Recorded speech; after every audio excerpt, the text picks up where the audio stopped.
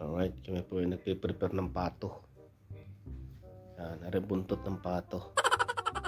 May darating guest kasi na na mag-honeymoon daw. Okay, oh.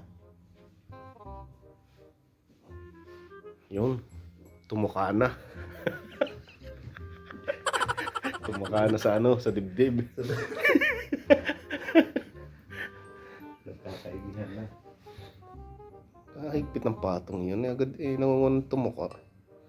Yung isa, tirik na tirik. Oh.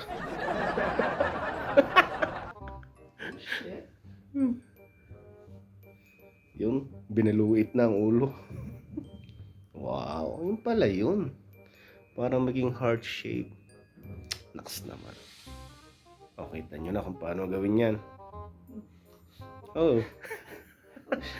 Pinagahalik na yung pusong puso. Ayos na. Happy ng kliyente. Yun po. Pinagpatayan na. Nandiyan ang kliyente.